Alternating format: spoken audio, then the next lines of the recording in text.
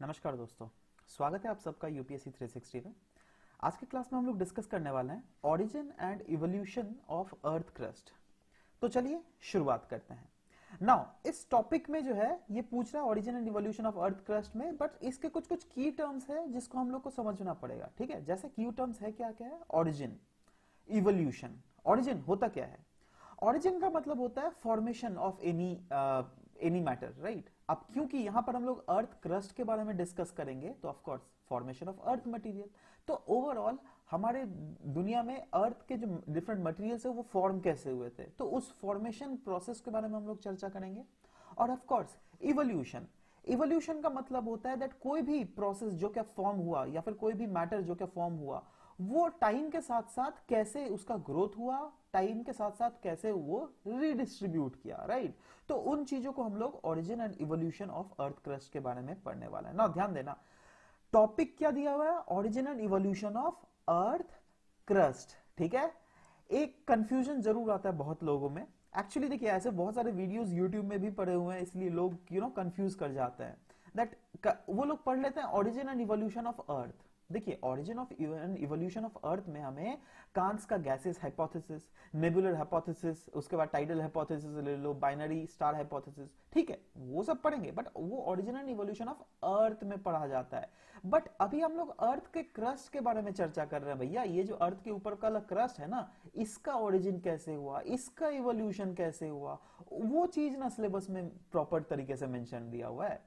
तो हम लोग इस चीज के बारे में चर्चा करेंगे। बट ओवरऑल देख लेते हैं दैट ओवरऑल इस चैप्टर में हम लोग पढ़ेंगे क्या। देखो इसमें हम लोग पढ़ेंगे दैट अर्थ जो है ना पहले एक नेब्यूला था, राइट। वो कैसे नेब्यूला के माध्यम से यहाँ पे बहुत सारे गैसेस थे, तो ये गैसेस कैसे धीरे धीरे इजेक्ट हुए, कैसे क्लाउड फॉर्मेशन हुआ, कैसे हमारा प्रिमिटिव क्रस्ट बना, कैसे देखो जब भी क्रस्ट बना था ना तो ये रिस्पेक्टिवली थोड़ा ठंडा हो गया था और भीतर वाला कोर तब भी गर्म था। तो कैसे हीट का ट्रांसफर हुआ, तो ये सारे हीट के ट्रांसफर, मैग्मा का ट्रांसफर कैसे हुआ, तो इन सब सारे प्रोसेसेस को हम लोग देखेंगे और ओवरऑल देखेंगे दैट इस प्रिमिटिव क्रस्ट से हमारा जाके बसाल्टिक क्रस्ट कैसे बना ओशन का, और उस बसाल्टिक क्रस्ट से फाइनली जो है हमारा अर्थ में क्रस्ट का इवोल्यूशन कैसे हुआ। तो हर एक चीजों को पाई पाई अच्छी तरीके से हम लोग देखने की यहां पे कोशिश करेंगे। तो चलिए शुरुआत करते हैं।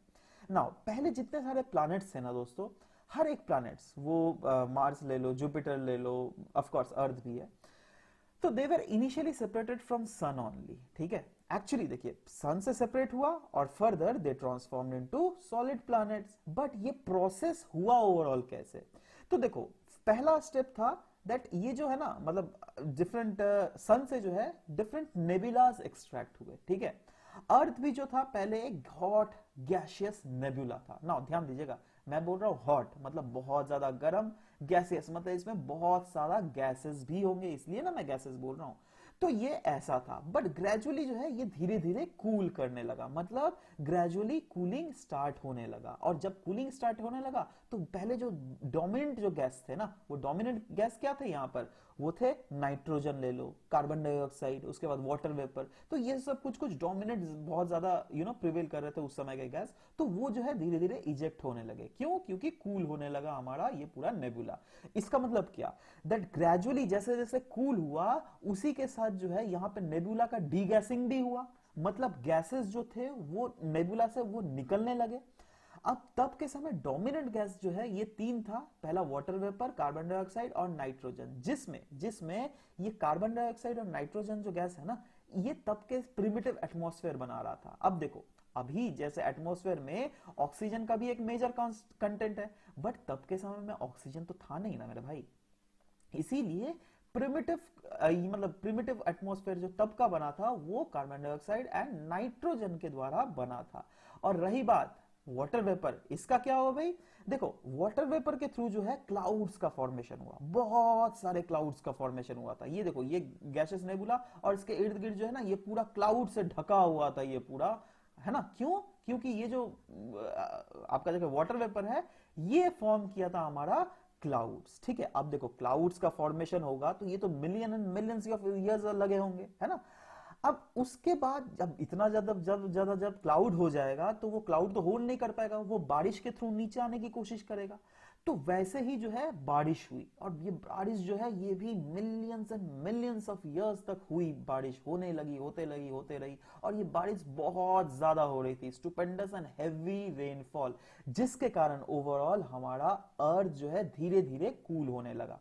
वैसे देखो ये तो एक रीजन है बारिश वाला, ठीक है, और भी बहुत सारे रीजन है, तो चलो देख लेते हैं दैट क्या क्या बेसिकली रीजन है। तो तीन वे प्रीडोमिनेंटली है जिसके थ्रू कहा जाता है दैट अर्थ कूल हुआ। सबसे पहला तो हम लोगों ने डिस्कस कर ही लिया दैट वाटर जो है वो फॉल हो रहा था। देखो पहले जैसे कि हमने बोला अर्थ जो है बहुत एक हॉट गैसियस नेबुला था, बट गैसेस जो है वो धीरे धीरे निकल रहे थे। अब क्या हमने डिस्कस किया दैट ये जो है पूरा water that is cloud, water vapour के थ्रू जो क्लाउड बना था ये इस रीजन के इर्द गिर्द घेरा हुआ था, पूरा एकदम अर्थ को घेरा हुआ था। अब क्या हो रहा था ना दैट बहुत ज्यादा अगर आपका क्लाउड जम जाएगा तो वो वाटर ड्रॉपलेट्स बन जाएगा। अब वो वाटर ड्रॉपलेट्स बन के नीचे चला आ रहा था, ठीक है। अब नीचे जब चला आ रहा था ना तो क्या हो रहा था दैट कुछ कुछ तो मतलब ये धरती में टच भी नहीं हो रहा था। क्यों? क्योंकि तब वाटर मतलब हमारा तब जो अर्थ है बहुत ज्यादा यार गर्म गोला था एक, आप खुद सोचो ना। तो इसीलिए वो बिफोर रीचिंग द अर्थ वो ऑटोमेटिकली इवापोरेट हो जा रहा था। बट जब वो आपका जाके वाटर बन के नीचे आ रहा था ना तो क्या हो रहा था, वाटर वेपर जो है दैट इज आपका वो ट्रांसफॉर्म हो जा रहा था इनटू वाटर। अब ध्यान दीजिएगा हमने क्या डिस्कस किया, वाटर वेपर जो है ये एक ब्लैंकेट बनाया हुआ था अर्थ के इर्द गिर्द, है ना। जो ब्लैंकेट जो है इस हीट को बाहर में नहीं निकलने दे रहा था। बट जब ये वाटर वेपर ट्रांसफॉर्म होके वाटर बन जा रहा है तब तो ये कुछ पोर्शन एरिया तो खाली हो जा रहा है, ठीक है। क्यों? क्योंकि वो ये वाटर बन के तो गिर जा रहा है। तो अचानक से अगर सोचो ये पोर्शन खाली हो गया तो यहां से जो भीतर के जो हीट है अर्थ का ये आराम से इजेक्ट हो सकता है, ठीक है। तो इसीलिए ये एक कंड्यूसिव फॉर्म बना है जिसके थ्रू आराम से ये हीट्स इजेक्ट होने लग गए। क्यों? क्योंकि पहले जो वेपर था वाटर वेपर वो it is an efficient absorber of heat, जो क्या पहले हीट का एक ब्लैंकेट बनाया हुआ था अर्थ के चारों ओर। और जब वो चेंज हो जा रहा है वाटर वाटर वेपर चेंज हो जा रहा है वाटर में तो वेपर तो गायब हो गया, मतलब वो ब्लैंकेट बीच में ब्लैंक हो गया, ठीक है। वो ब्लैंक एरिया से जो आराम से हीट बाहर निकल जा रहा था। तो ये तो दूसरा रीजन हुआ। तीसरा रीजन हुआ देखो तब के एटमॉस्फेयर में कार्बन डाइऑक्साइड भी बहुत ज्यादा था, ठीक है।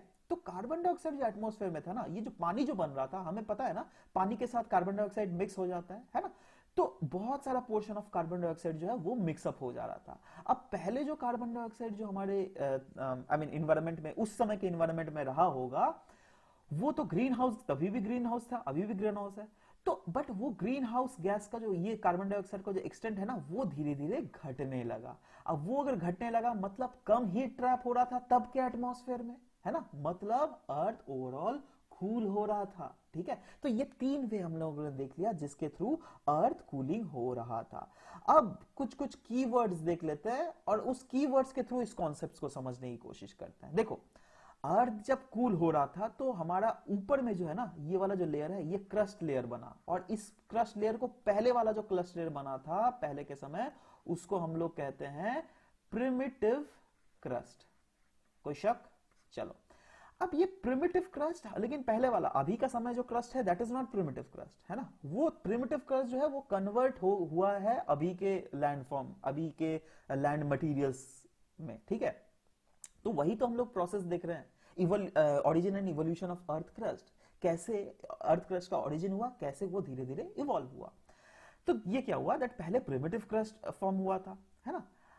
अब क्या हुआ दैट ये जब आपका जाके अर्थ का जो गोला है वो ठंडा हो रहा था ना, तब क्या हो रहा है जब ठंडा होगा तो रिस्पेक्टिवली जो है ना यहाँ पे डेंसिटी डिफरेंशिएशन हमें देखने को मिला था। Density differentiation in the sense that वैसे मटेरियल्स जो क्या अर्थ जिससे अर्थ बना हुआ है और जो डेंस मटेरियल है, जो हैवी मटेरियल है, वो जो है अर्थ के कोर में शिफ्ट करने लगा, और रिस्पेक्टिवली जो लाइटर मटेरियल है वो बाहर आने लगा। समझ रहे हो? इसीलिए कहते हैं दैट अर्थ का कोर जो है वो ज्यादा डेंस है और बाहर वाला मटेरियल जो है वो रिस्पेक्टिवली कम डेंस है ना। और इसी को कहते हैं डेंसिटी डिफरेंशिएशन। क्यों? क्योंकि डिफरेंट मटेरियल्स से जिससे अर्थ बना है उन हर मटेरियल्स के जो डेंसिटी है वो अलग अलग है। अर्थ का सेंटर में अगर देख लीजिएगा डेंसिटी बहुत ज्यादा है, बट वहीं पर अर्थ का जो पेरिफेरी में देख लीजिएगा तो डेंसिटी ऑफ मटेरियल्स जो है वो रिस्पेक्टिवली काफी ज्यादा कम है, ठीक है। तो ये हुआ कैसा होगा, तो पहले जो लाइटर मटेरियल थे वो आपका जाके अपवर्ड जाने लगे, माने outward, not upward I would say, but हाँ आउटवर्ड बोल सकते हैं हम लोग, ठीक है, आउटवर्ड जाने लगे। और ये जो डेंसिटी डिफरेंशिएशन हमें देखने को मिला था, ये सिर्फ गैसियस स्टेट में ही पॉसिबल है, ठीक है, ध्यान दीजिएगा ये, क्योंकि मैं बाद में एक बनूंगा मैग्मेटिक डिफरेंशिएशन, ठीक है, तो वो लेकिन आपका मोल्टन स्टेट में होता है, बट ये डेंसिटी डिफरेंशिएशन जो है ये गैसियस स्टेट में होता है। क्लियर है? चलो, अब इसी के कारण, इस डेंसिटी डिफरेंशिएशन के कारण जो है हमारा अर्थ जो है ना 3 जोन में बढ़ गया, ठीक है, और इसके कारण अर्थ अपना इंटरनल जोनेशन स्ट्रक्चर उसको मिला, जिसमें हम लोग जो सबसे इंटरनल इसको कहते हैं कोर, उसके बाहर वाले को कहते हैं मेंटल, और सबसे बाहर वाला को कहते हैं क्रस्ट, ठीक है। तो ये क्या है, इंटरनल जोन स्ट्रक्चर है जो कि हमारे अर्थ में मिला। और इस मटेरियल में भी देख लीजिएगा, सबसे भीतर में जो है वो हेवीएस्ट मटेरियल हमें देखने को मिलेगा, मेंटल में आपको respectively less heavier matter than the core देखने को मिलेगा, और जो बाहर में जो है ना जो मैटर रहेगा वो इस तीनों के कंपैरिजन में सबसे लाइट होगा। क्लियर है? अच्छा, साथ ही साथ जब से ये बना था ना, और तब after a long period of time ultimately जो है हमें आउटर मोस्ट लेयर ऑफ जो अर्थ है ना वो धीरे धीरे कूल होने लगा। मतलब जब से ये नेबुला बना था वो धीरे धीरे कूल हुआ, धीरे, और ये millions and millions of years लगे, धीरे धीरे सॉलिडिफाई हुआ, ये भी बहुत ज्यादा टाइम लगा, और उसके बाद जो है ये बाहर वाला क्रस्ट बना, है ना, ये भी पतला लेयर का, जिसको हम लोग प्रिमिटिव क्रस्ट कहते हैं। ये वो वाला क्रस्टल लेयर है जो कि इनिशियल फेज में फॉर्म हुआ था। इनफैक्ट ज्योग्राफी में जितने सारे स्कॉलर्स है ना, ये स्कॉलर्स भी इस थ्योरी के मानते हैं दैट हाँ भैया प्रिमिटिव क्रस्ट जो है वो सबसे पहले फॉर्म हुआ था, और सबसे पहले जो है ना वो जो अर्थ था वो वाटर बॉडीज के द्वारा घेरा हुआ था, पूरा वाटर ही वाटर। और तब के समय में जो लैंड एरिया था वो था भी तो काफी ज्यादा इनसिग्निफिकेंट लैंड एरिया था, या फिर एब्सेंट लैंड एरिया था। क्यों? क्योंकि तब जो डोमिनेट कर रहा था वो वाटर ही वाटर डोमिनेट कर रहा था, क्योंकि बहुत ज्यादा पानी हो गया था, ठीक है। और as soon as the solid primitive crust came into existence, जैसे ये जो अर्थ के बाहर वाला जो क्रस्ट आया ना एग्जिस्टेंस में, है ना, ये जिसको हम लोग सॉलिड प्रिमिटिव क्रस्ट बोलते हैं, ठीक है, वो धीरे धीरे डिवाइड होने लगा प्लेट्स के ऊपर, ठीक है। अब आपको सवाल दिमाग में क्लिक किया होगा दैट कैसे, ये मतलब क्या रीजन है इस प्रिमिटिव क्रस्ट के डिवीजन का। वही चीज हम लोग इस origin and evolution of earth crust में अच्छे से पढ़ने वाले हैं। तो चलिए शुरुआत करते हैं। रीजंस, सबसे पहला रीजंस यहाँ पे क्या है, देखो पहले बात तो हम लोगों ने डिस्कस किया दैट हाँ प्रिमिटिव क्रस्ट जो है बाहर में फॉर्म हुआ था, ठीक है, बट तभी भी जो है इंटीरियर जो है ना अर्थ का काफी ज्यादा हॉट था, ये बहुत ही ज्यादा हॉट था। अब ये क्रस्ट जो है वो रिस्पेक्टिवली ठंडा था। हमें थ्योरीज ऑफ फिजिक्स क्या बोलता है दैट हीट जो है सब समय हॉट रीजन से लो हीट वाले रीजन में ट्रांसफर करता है, होता है क्या नहीं? आप खुद ही सोचिए ना, आप एक गर्म सा सॉसपेन को छुइए, आपका हाथ तो रिस्पेक्टिवली ठंडा है इससे, तो यहां से जो गर्मी है आपके हाथ में चला जाएगा, ठीक है। तो यही हुआ, क्या होता है दैट यहां पर जो है आपका जाके हीट जो है वो ट्रांसफर होता है। तो वैसे ही जो है अर्थ में भी हीट ट्रांसफर हुआ, बट देखो हीट ट्रांसफर होने का जो 3 फेज होता है, एक होता है रेडिएशन, एक होता है कंडक्शन, एक होता है कन्वेक्शन, है ना। तो सवाल उठता है दैट इस केस में किस प्रोसेस के थ्रू हीट ट्रांसफर हुआ होगा। देखो कंडक्शन में क्या होता है ना दैट वो जो है आपका थ्रू मटेरियल कंडक्ट करता है, ठीक है, बट यहां पर अगर देखिएगा तब काफी ज्यादा रॉक्स पार्टिकल्स थे। अब रॉक तो एक बैड कंडक्टर ऑफ हीट होता है, राइट। तो ये तो खैर बात जो है वो डिसअप्रूव हो गया दैट हाँ कंडक्शन के थ्रू तो हीट ट्रांसफर नहीं हुआ होगा।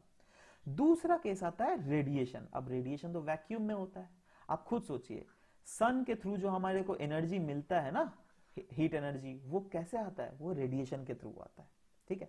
तो ये भी खैर फेल हो गया क्योंकि ये तो वैक्यूम में नहीं हो रहा है ना।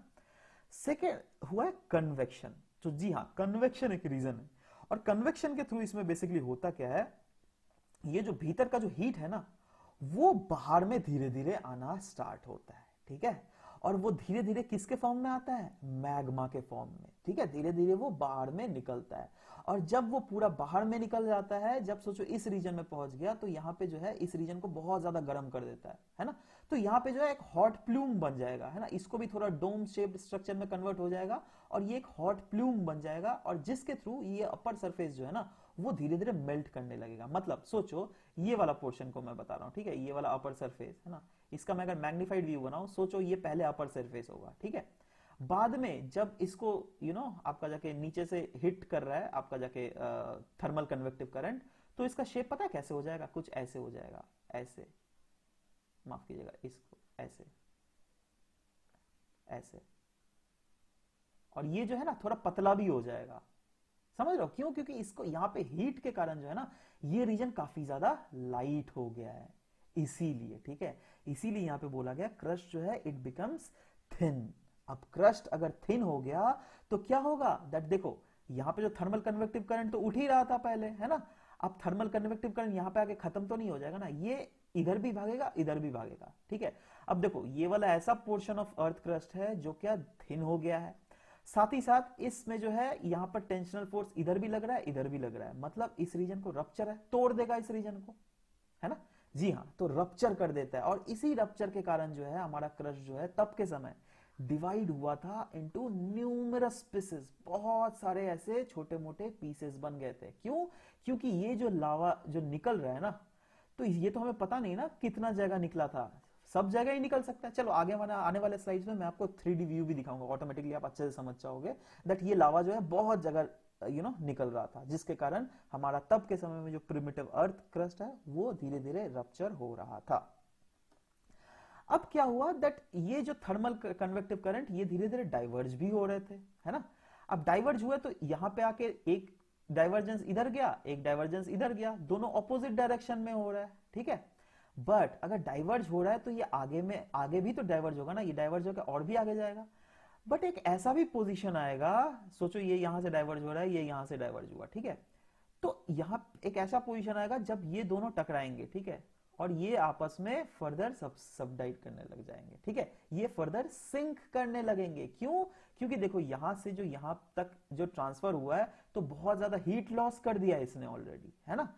इस हीट लॉस के कारण जो है ये फर्दर सिंक करने लग जाता है, समझ रहे हो बात। और भीतर से जो लाइटर मटेरियल है ना, लाइटर मैग्मा, वो ऊपर आने लग जाता है। ठीक है, तो रिस्पेक्टिवली जो कोल्डर मैग्मा है वो सिंक करता है और जो लाइटर मैग्मा है वो ऊपर आने लग जाता है, समझ रहे हो। अब ये अगर भीतर आने लगता है तो क्या होता है, तो रुकिए मैं इसको तो एडिट कर देता हूं तो ऑटोमेटिकली आपको अच्छे से समझ में आएगा। हाँ देखो, अब जब प्रिमिटिव क्रस्ट में जब यहां पे जो पुल डाउन हो रहा है ना, तो ये क्योंकि नीचे जा रहा है उसके साथ ये वाला क्रस्ट को भी ये नीचे धकेलेगा, है ना, इसको और भी पुल करेगा। देखो यहां पर तो क्रस्ट ऑलरेडी रप्चर हो चुका है ना, बट इसको भी इतना ज्यादा पुल करेगा ना दैट यहां पर भी जो है रप्चर हो जाएगा, समझ लो। दोनों जगह हमें देखने को मिल रहा है रप्चर हो गया।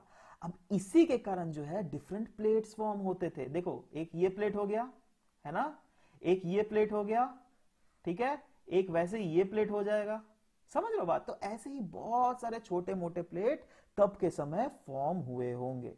अब हम लोग देखते हैं 3D पिक्चर जिसके थ्रू एक्चुअली समझ में आएगा दैट ये जो मैग्मा निकल रहा था कितने जगहों से निकल रहा था। तो ये देखो